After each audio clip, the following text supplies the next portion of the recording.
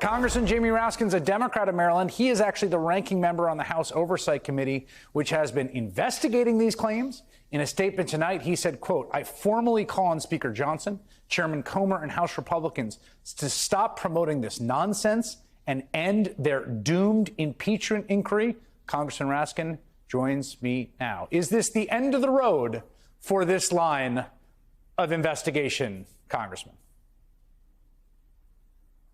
Well, I certainly hope so. The members of the committee on the Democratic side have seen these fraudulent allegations debunked time and time again. Lev Parnas wrote a letter to Chairman Comer to me. He was Rudy Giuliani's right-hand man. He said, "I was sent out there to concoct this case. There's nothing to it." We've seen the testimony of Devon Archer completely debunking it. The former president of Ukraine, Poroshenko, debunked it. The Republicans on the Senate side in 2020 did their own investigation and said they couldn't find anything to it. So we're not that surprised that this has happened, but it is an amazing turn of events. And I do think it's an opportunity for a reset on the Republican side. We could use the oversight powers of Congress to be looking at the problem of gun violence, for example, or we could be looking at climate change, or if they want to stick with this issue, let's look at the question of presidents and their families selling out the government of the United States. We did a minority report of our own. We released it over a month ago now. Chris, I think I came on to talk about it. We found in documented receipts nearly $8 million that Donald Trump collected at his hotels and golf courses from China, Saudi Arabia, United Arab Emirates, lots of countries. We could really look at the whole question of foreign government emoluments in a bipartisan way. And we could even look at the question of other family members using their names in order to make deals with foreign governments. Fine, let's look at that too. But let's be serious about it and let's deal with the facts rigorously rather than in mythological ways. One of the things that I think is key to highlight here, and I just want to lay it out and you tell me if I have this right, is that it's always been the case, right, that Hunter Biden's work for Burisma was documented, right? That was absolutely, we know that happened. We know the payments were made to him, et cetera. They've never, and Hunter Biden had a business consulting with various entities. The thing they've never been able to demonstrate, and I think because it didn't happen, is connecting it to Joe Biden, to the president of the United States, to the man who's actually the sitting president who they want to impeach.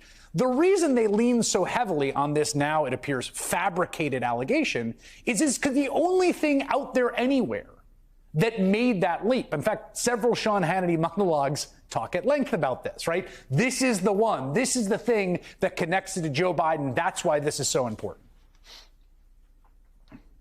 Well, Jim Jordan said it is the key allegation in the whole constellation of allegations. Chairman Comer was on TV yesterday talking about it. They clearly view it as the heart of the whole investigation. Already they're starting to backpedal and say, oh, it wasn't really about Burisma in Ukraine. Well, then what was it about? Nobody can determine what it was about. Mike Johnson, in endorsing the impeachment inquiry, went right to the Burisma allegation. So this really is the heart of it. I think it's an opportunity for them to say, you know what? We gave it our best shot, but we're going to give up the ghost. There's nothing there. Even Donald Trump's handpicked special counsel, Mr. Weiss, has now brought charges against this confidential human informant who turns out presumably, allegedly, to have been engaged in a fraud from the very beginning. And that's what we have said, because there's simply no other evidence that's ever supported it. So on the question of impeachment, it was always the case. I mean, Donald Trump is very, very public. He wants Joe Biden to be impeached. I think if he were to face criminal trial this year, which I think is likely, they would like to impeach Joe Biden around that time to essentially have kind of counter-programming. That's my supposition. Now, they need a full vote of the House to do that. They just impeached Alejandro Mayorkas over what was clearly a policy dispute with no even allegation of a high crime or misdemeanor. But it took them 2 tries. They failed on the first vote. They succeeded by 1 vote the second time. Subsequent to that, a new Democrat has been elected in the 3rd Congressional District in New York. Their majority is now 219 to 213. It means they can only lose 2 votes on anything if it's a party line vote. It seems to me like it's dead. But I mean, maybe I'm getting out of hell with myself, but I don't think they're going to be able to impeach the president, not just because they have nothing, but now they also don't have the votes. Well, that's right.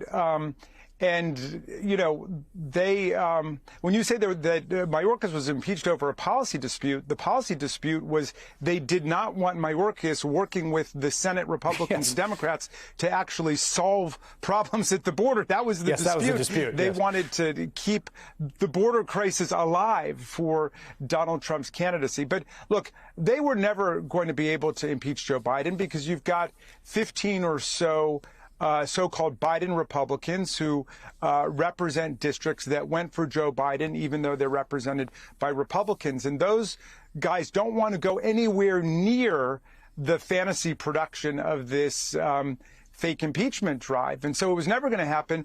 The impeachment of Mayorkas was just this little trinket of a consolation prize that they got instead. And that also blew up in their face. And so, you know, one might hope that they would say to themselves, let's give up all of the nonsense, the impeachments and expulsions and censures and all of that. Let's get back to work and try to make something happen. But unfortunately, Donald Trump, the fourth branch of government, vetoes it every time. Or the fifth branch of government, Vladimir Putin, vetoes it. So they can't help the people in Ukraine. Putin doesn't want it. They can't solve the problem at the border with Democrats because Trump doesn't want it. Well, and Mike Johnson right now doesn't have the votes to bring anything to the floor or control the House whatsoever. It's complete failed state in the House of Representatives right now. Congressman Jamie Raskin, thank you very much.